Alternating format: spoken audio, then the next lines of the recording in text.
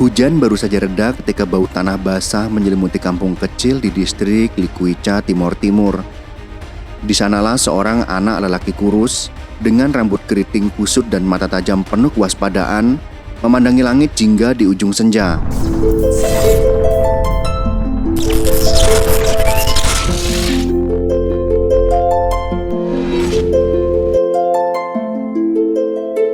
Namanya adalah Rosario de Marsal.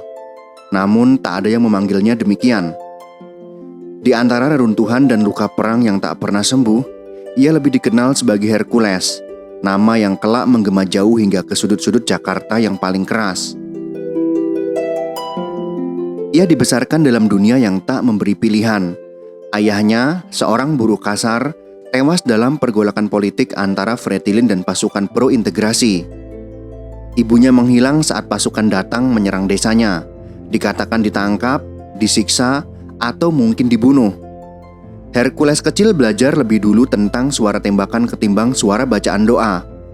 Ia tumbuh di jalanan, mencuri makanan, berkelahi untuk tempat tidur, dan hidup dari belas kasihan tentara.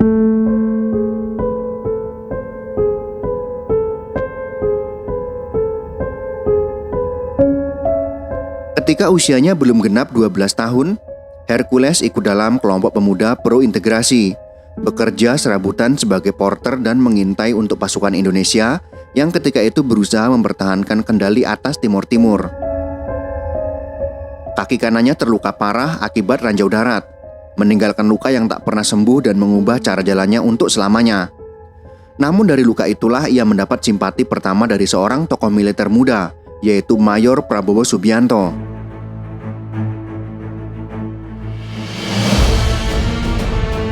Prabowo yang waktu itu ditugaskan di Kopassus dan sering turun langsung ke lapangan memperhatikan bocah kurus yang selalu ikut di garis depan. Ia melihat sesuatu dalam diri Hercules, yaitu ketangguhan, keberanian, dan ketidakpedulian terhadap bahaya. Tapi yang paling ia lihat adalah kelaparan, bukan sekedar kelaparan akan makanan, melainkan akan makna, arah, dan perlindungan. "Namamu siapa?" tanya Prabowo ketika itu sambil menatap langsung mata bocah itu. "Hercules, Pak," jawabnya dalam bahasa Indonesia yang patah-patah. "Kalau kamu ikut saya, kamu harus belajar disiplin, jangan cuma jadi preman kampung," ujar Prabowo. Sejak hari itu nasib Hercules berubah. Prabowo membawanya keluar dari Timor Timur ke Jakarta. Di ibu kota, Hercules menjalani masa pemulihan medis atas lukanya dan perlahan mulai berbaur dengan kehidupan perkotaan. Tapi Jakarta bukanlah kota yang mudah ditaklukkan. Di balik gedung pencakar langit dan jalan-jalan ramai, tersembunyi dunia bawah tanah yang lebih kejam dari medan perang di Timor.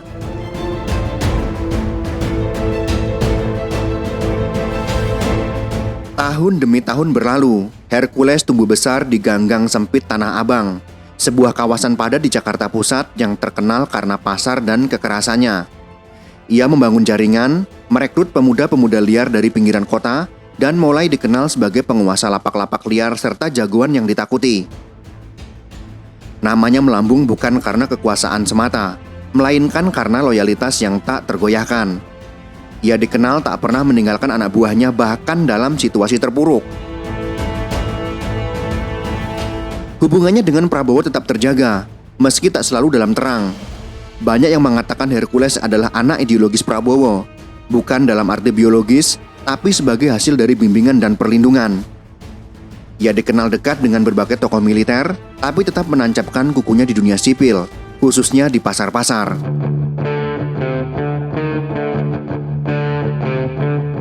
Di Tanah Abang, Hercules menjadi legenda. Ia mengatur keamanan pasar, mengatur jalur distribusi barang, dan menetapkan aturan main. Banyak orang yang merasa takut, tapi juga terlindungi. Ia bukan preman sembarangan. Ia seorang organisator, strategis, bahkan bisa dibilang pemimpin informal. Namun kehidupan tak selamanya berpihak. Dalam pergolakan kekuasaan politik di akhir Orde Baru, Hercules sempat terseret dalam berbagai konflik. Ia dituduh mengendalikan kelompok-kelompok preman yang digunakan untuk mengintimidasi lawan politik tertentu. Namanya muncul dalam laporan-laporan intelijen, menjadi simbol dari persekutuan antara kekuatan jalanan dan elit politik. Pada tahun-tahun setelah reformasi, Hercules mencoba mengubah citranya. Ia mulai terlibat dalam kegiatan sosial, mendirikan organisasi yang membantu masyarakat miskin, dan bahkan sempat terjun ke dunia politik.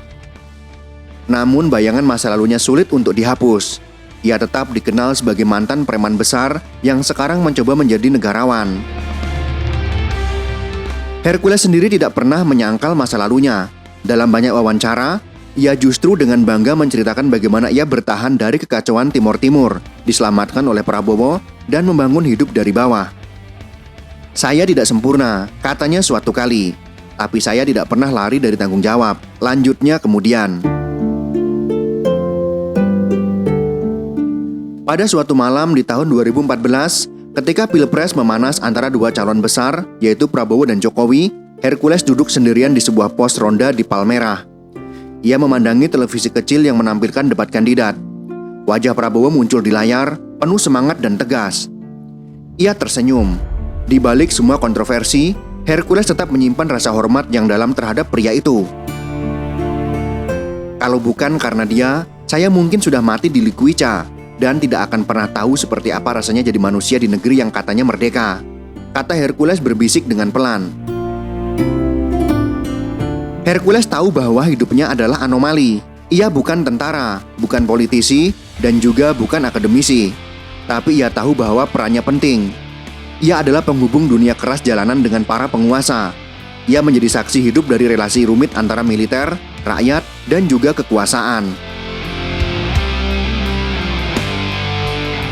Dari kampung kecil di Timor Timur hingga jalan-jalan sempit di Jakarta, Hercules membawa luka, mimpi, dan dendam yang belum sepenuhnya padam. Namun ada satu hal yang tidak pernah berubah dalam dirinya, yaitu loyalitas. Ia tetap setia kepada mereka yang pernah menolongnya, dan di antara semua nama yang pernah mengisi hidupnya, satu nama tetap berada di tempat tertinggi, yaitu Prabowo Subianto. Kalau nanti Pak Prabowo jadi presiden, kata Hercules pada anak buahnya, kita bukan cuma berjuang di jalan, kita akan ikut bangun negeri ini. Mereka tertawa, sebagian tidak percaya. Tapi Hercules tidak main-main. Ia sudah terlalu lama hidup di pinggir. Kini, ia ingin berdiri di tengah, bukan sebagai penguasa pasar, tetapi sebagai bagian dari sejarah bangsa.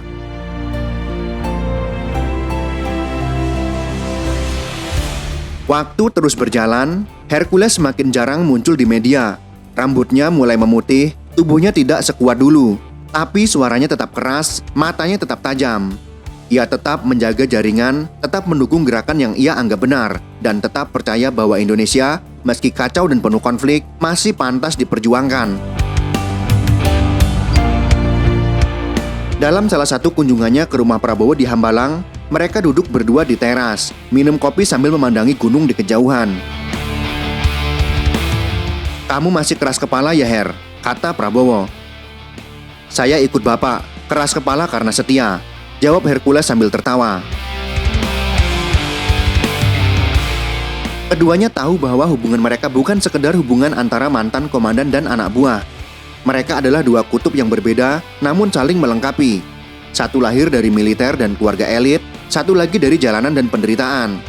Namun keduanya punya satu kesamaan, yaitu tidak pernah menyerah. Dan mungkin itulah pelajaran terbesar dari hidup Hercules, bahwa siapapun kita, dari manapun kita berasal, selama masih punya tekad, masih punya loyalitas, dan masih mau berjuang, maka kita punya tempat di sejarah bangsa ini.